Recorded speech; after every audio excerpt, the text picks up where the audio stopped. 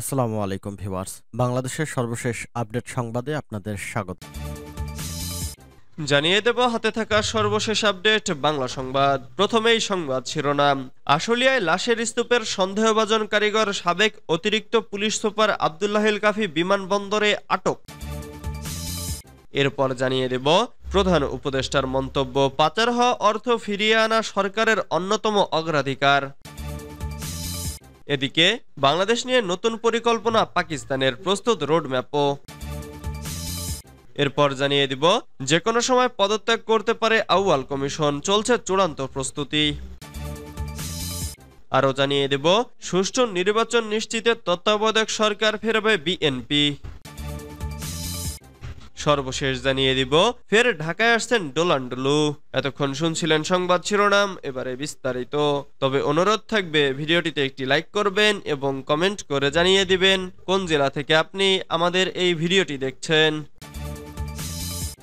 আশুলিয়ায় লাশের স্তূপের সন্দেহভাজন কারিগর সাবেক অতিরিক্ত পুলিশ সুপার আব্দুল্লাহিল কাফি বিমানবন্দরে আটক। ঢাকা জেলার সাবেক অতিরিক্ত পুলিশ সুপার মোহাম্মদ আব্দুল্লাহিল কাফিকে আটক করা হয়েছে। সোমবার 2 সেপ্টেম্বর বিমানবন্দর থেকে ডিবি পুলিশ তাকে আটক করে। গোয়েন্দা পুলিশের একটি সূত্র ঢাকা পোস্টকে বিষয়টি নিশ্চিত করেছে। গত 5 আগস্ট ঢাকার আশুলিয়ায় ছাত্র জনতাকে হত্যার পর আগুনে পুড়িয়ে ফেলার ঘটনায় সংশ্লিষ্ট থাকার অভিযোগ রয়েছে তার বিরুদ্ধে। ঢাকা মহানগর গোয়েন্দা পুলিশের অতিরিক্ত পুলিশ কমিশনার রেজাউল করিম মল্লিক ঢাকা পোস্টকে বলেন, সাবেক অতিরিক্ত পুলিশ সুপার আব্দুল্লাহিল কাফিকে আটক করতে বিমানবন্দরে অভিযানে গেছে ডিবির টিম। তাকে আটক করা হয়েছে কিনা এখনো নিশ্চিত করা হয়নি। জানতে চাইলে ঢাকা জেলার এসপি ঢাকা পোস্টকে বলেন, ঢাকার আশুলিয়ায় ছাত্র জনতাকে হত্যার পর আগুনে পুড়িয়ে ফেলার অভিযোগে সাসপেক্টকে গ্রেফতারের চেষ্টা চলছে। এর মধ্যে খবর পেয়েছি হযরত শাহজালাল আন্তর্জাতিক বিমানবন্দরে তিনি ডিএমপির ডিবি পুলিশের হাতে আটক হয়েছেন। প্রধান উপদেষ্টার মন্তব্য, পাচার হওয়া অর্থ ফিরিয়ে আনা সরকারের অন্যতম অগ্রাধিকার। অন্তর্বর্তীকালীন সরকারের প্রধান উপদেষ্টা ডক্টর মোহাম্মদ ইউনূস বলেছেন, এ সরকারের অন্যতম অগ্রাধিকার হচ্ছে শেখ হাসিনার 15 বছরের স্বৈরাচারী শাসনামলে পাচার হওয়া বিলিয়ন বিলিয়ন ডলার অর্থ দেশে ফিরিয়ে আনা।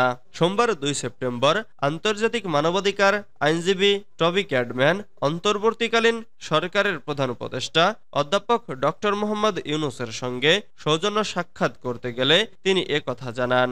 টবি ক্যাডম্যান ব্রিটিশ আইনজীবী, মানবাধিকার কর্মী, প্রত্যর্পণ বিশেষজ্ঞ এবং লন্ডন ভিত্তিক দ্য জেনোসাইড 37 ল ফার্মের যুগ্ম প্রধান। ক্যাডম্যান ডক্টর ইউনূসকে জানান, গত জুলাই ও আগস্ট মাসে সাধারণ ছাত্র জনতার উপর আইনশৃঙ্খলা বাহিনী যেভাবে নির্বিচারে গুলি করেছে তা সরাসরি গণহত্যা। বিপ্লবের সময় মানবাধিকার বিরোধী অপরাধ সংগঠিত হয়েছে বলে জানান তিনি। এসব হত্যাকাণ্ডের বিচারের জন্য দেশীয় ট্রাইব্যুনাল গঠন করার পরামর্শ দেন তিনি। বাংলাদেশ নিয়ে নতুন পরিকল্পনা পাকিস্তানের, প্রস্তুত রোডম্যাপও। বাংলাদেশ নিয়ে নতুন করে ভাবতে শুরু করেছে পাকিস্তান। গত আগস্ট মাসের শুরুতে ছাত্র জনতার গণবিক্ষোভের মুখে ক্ষমতাচ্যুত হয়ে ভারতে আশ্রয় নেন শেখ হাসিনা। ডক্টর ইউনূসের নেতৃত্বে বাংলাদেশে দায়িত্ব গ্রহণ করেছে অন্তর্বর্তী সরকার।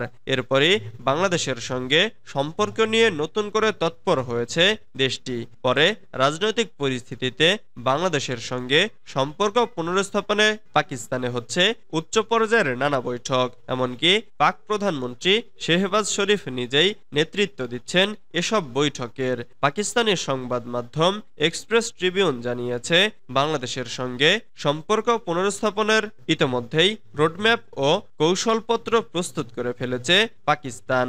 সোমবার 2 সেপ্টেম্বর এক প্রতিবেদনে এ তথ্য জানিয়েছে সংবাদ মাধ্যমটি। প্রতিবেদনে বলা হয়েছে, ঢাকায় দায়িত্ব পালনকারী রাষ্ট্রদূত সহ পাকিস্তানের কূটনীতিকরা দেশটির সরকারের জন্য একটি কৌশলপত্র তৈরি করেছেন। ঢাকায় সাম্প্রতিক রাজনৈতিক পট পরিবর্তনের পরে বাংলাদেশের সঙ্গে সম্পর্ক পুনরুস্থাপনের জন্য এই রোডম্যাপ তৈরি করেছেন তারা। যে কোনো সময় পদত্যাগ করতে পারে আউয়াল কমিশন, চলছে চূড়ান্ত প্রস্তুতি। যে কোনো সময় পদত্যাগ করতে পারেন কাজী হাবিবুল আউয়ালের নেতৃত্বাধীন নির্বাচন কমিশন। এরই মধ্যে সিইসি এবং অন্য কমিশনাররা পদত্যাগের সার্বিক প্রস্তুতি সেরে নিয়েছে বলে জানিয়েছেন তাদের ঘনিষ্ঠরা। সূত্র জানায়, রাজনৈতিক পট পরিবর্তনের পর অন্যান্য সাংবিধানিক প্রতিষ্ঠানের মতো নির্বাচন কমিশনেও সংস্কার আসছে, এটি নিশ্চিত বলে মনে করছে বর্তমান কমিশন। সেজন্য বেশ কয়েকদিন ধরেই মানসিকভাবে প্রস্তুতি নিচ্ছেন তারা। সিইসি সহ অন্য কমিশনাররা অফিস করলেও বর্তমানে তাদের বিদায়ের প্রস্তুতি প্রাধান্য পাচ্ছে। শেষ সময়ে নিজেদের প্রয়োজনীয় জরুরি কাগজপত্র সহ অন্যান্য সামগ্রী সরিয়ে নিচ্ছেন তারা। বিশেষ করে গতকাল সোমবার কমিশন বৈঠক করার পর কমিশনে তাদের পদত্যাগের গুঞ্জন ছড়িয়ে পড়ে। আজকালের মধ্যেই সিইসি সহ কমিশনার পদত্যাগ করতে পারেন বলেও চাউর ওঠে। এ ব্যাপারে জানতে চাইলে নির্বাচন কমিশনার মোহাম্মদ আলমগীর গতকাল সন্ধ্যায় কালবেলাকে বলেন, আমরা যে কোনো সময় পদত্যাগের জন্য প্রস্তুত, তবে সময় কখন সেটা বলতে পারছি না। ফের ঢাকায় আসছেন ডোনাল্ড লু। নোবেলজয়ী অর্থনীতিবিদ ডক্টর মোহাম্মদ ইউনূসের নেতৃত্বাধীন বাংলাদেশের অন্তর্বর্তী সরকারের সঙ্গে যুক্তরাষ্ট্রের সম্পর্ক নিয়ে আলোচনার জন্য চলতি মাসের মাঝামাঝি সময়ে ঢাকায় আসছেন যুক্তরাষ্ট্রের দক্ষিণ ও মধ্য এশিয়া বিষয়ক সহকারী পররাষ্ট্রমন্ত্রী ডোনাল্ড লু। কূটনৈতিক সূত্রে এসব তথ্য জানা গেছে। কূটনৈতিক সূত্র জানায়, অন্তর্বর্তীকালীন সরকারের সঙ্গে ভবিষ্যৎ কর্মপন্থা নির্ধারণের জন্য আলোচনা করতে চায় যুক্তরাষ্ট্র। এজন্য একটি মার্কিন প্রতিনিধি দলের চলতি মাসের মাঝামাঝিতে ঢাকায় আসা নিয়ে আলোচনা করছে দুই দেশ। সবকিছু ঠিক থাকলে সেপ্টেম্বরে অনুষ্ঠেয় জাতিসংঘের সাধারণ পরিষদে প্রধান উপদেষ্টা ডক্টর মোহাম্মদ ইউনূসের যোগদানের আগে মার্কিন দলটি ঢাকা আসবে। কূটনৈতিক সূত্র আরও জানায়, প্রতিনিধি দলে রয়েছেন যুক্তরাষ্ট্রের রাজস্ব ও অর্থ দপ্তরের আন্তর্জাতিক অর্থায়ন বিষয়ক সহকারী আন্ডার সেক্রেটারি ব্রেট নেইম্যান এবং জাতীয় নিরাপত্তা পরিষদের সিনিয়র ডিরেক্টর লিন্ডসে ফোর্স। এছাড়া সেই প্রতিনিধি দলে রয়েছেন যুক্তরাষ্ট্রের দক্ষিণ ও মধ্য এশিয়া বিষয়ক সহকারী পররাষ্ট্রমন্ত্রী ডোনাল্ড লু। ফের ঢাকায় আসছেন ডোনাল্ড লু। নোবেলজয়ী অর্থনীতিবিদ ডক্টর মোহাম্মদ ইউনূসের নেতৃত্বাধীন বাংলাদেশের অন্তর্বর্তী সরকারের সঙ্গে যুক্তরাষ্ট্রের সম্পর্ক নিয়ে আলোচনার জন্য চলতি মাসের মাঝামাঝি সময়ে ঢাকায় আসছেন যুক্তরাষ্ট্রের দক্ষিণ ও মধ্য এশিয়া বিষয়ক সহকারী পররাষ্ট্রমন্ত্রী ডোনাল্ড লু। কূটনৈতিক সূত্রে এসব তথ্য জানা গেছে। কূটনৈতিক সূত্র জানায়, অন্তর্বর্তীকালীন সরকারের সঙ্গে ভবিষ্যৎ কর্মপন্থা নির্ধারণের জন্য আলোচনা করতে চায় যুক্তরাষ্ট্র। এজন্য একটি মার্কিন প্রতিনিধি দলের চলতি মাসের মাঝামাঝিতে ঢাকায় আসা নিয়ে আলোচনা করছে দুই দেশ। সবকিছু ঠিক থাকলে সেপ্টেম্বরে অনুষ্ঠেয় জাতিসংঘের সাধারণ পরিষদে প্রধান উপদেষ্টা ডক্টর মোহাম্মদ ইউনূসের যোগদানের আগে মার্কিন দলটি ঢাকা আসবে।